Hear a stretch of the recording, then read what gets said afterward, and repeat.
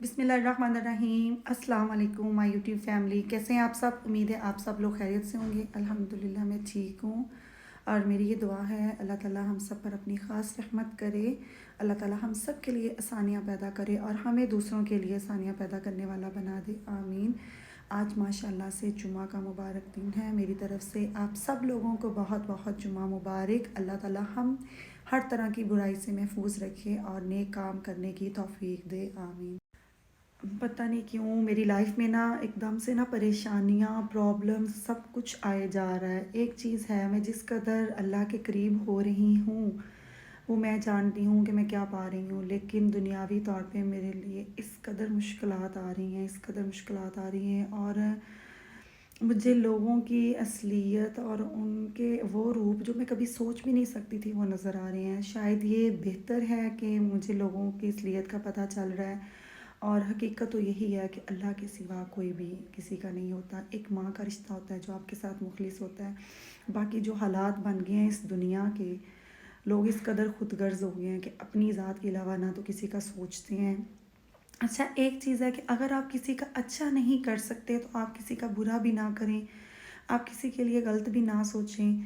और मुझे इतनी तकलीफ़ होती है लोगों के रवैये देख के और उनके काम देख के कि क्या सब कुछ सिर्फ दौलत और पैसा ही है। इंसानियत ख़त्म होती जा रही है, रिश्ते ख़त्म होते जा रहे हैं और मैं रात को सो भी नहीं सकी। मेरा बहुत दिल करता है कि मैं तहज्जुद पढूँ, लेकिन पता नहीं क्यों मुझसे तहज्जुद नहीं पढ़ी गई। एक तो सर्दी शायद इतनी ज़्यादा होती है, तो ये है कि तहज्जुद के वक्त भी मैं बिस्तर में लेटे हुए ज़िक्र कर लेती हूँ और अल्लाह से दुआ कर लेती हूँ और अल्लाह से ज़्यादा अपनी प्रॉब्लम्स शेयर करती हूँ। आप लोगों से ये बात इसलिए शेयर करती हूँ कि सबकी लाइफ में कोई ना कोई मसले मसाइल चल रहे हैं।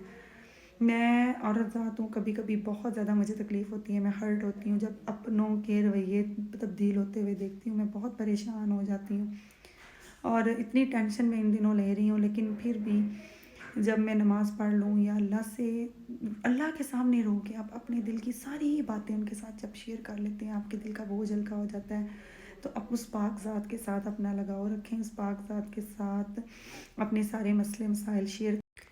और मैंने आप लोगों के साथ ये बात काफ़ी दफ़ा शेयर की है कि मेरी फ़ैमिली में दूर दूर तक किसी का भी चैनल नहीं है और कोई सोच भी नहीं सकता कि कोई यूट्यूब पे इस तरह चैनल बनाएगा या काम करेगा, ख़ास तौर पे व्लॉगिंग करेगा।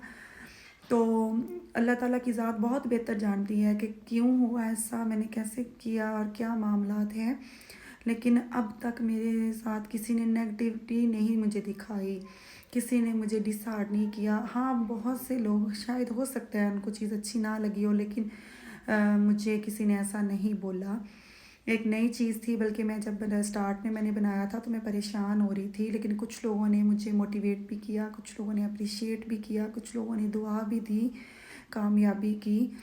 तो ये है कि एक परेशानी जो मुझे कभी सोच भी नहीं सकती थी कि मुझे हो सकती है, वो ये हुई है इन दिनों कि आप लोग जानते हैं मेरा अपना तो भाई है नहीं, लेकिन माशाल्लाह खाला के बेटे, फूफो के बच्चे या मामू के जो भी होते हैं, कज़न भी आपके भाई ही होते हैं।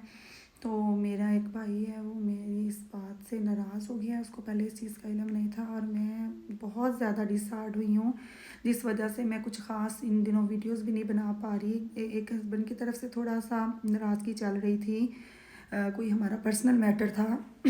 दूसरा उसकी वजह से मैं इतना रोई भी हूँ और मैं बड़ी परेशान भी हुई हूँ। तो मेरा दिल टूटा हुआ है और मैं इसलिए घर से बाहर भी इतना कोई ख़ास नहीं निकल पाई। मेरी तबीयत काफ़ी अपसेट हुई हुई है, रात को भी नहीं मैं सो पाई और मेरा दिल भी इतना परेशान हुआ है, जबकि मेरा दिल बहुत मुतमिन था। मुझे मेरी माँ ने खुश दिली से इजाज़त दी थी, मैंने अपने शौहर की इजाज़त ले ली थी, क्योंकि शादी के बाद आपके लिए आपका सब कुछ आपका शौहर होता है। बहरहाल अल्लाह ताला से दुआ है वो मेरे लिए आसानियाँ पैदा करे और मैं किसी को नाराज़ नहीं करना चाहती। मैं चाहती हूँ कि सब लोगों को खुश रखूँ।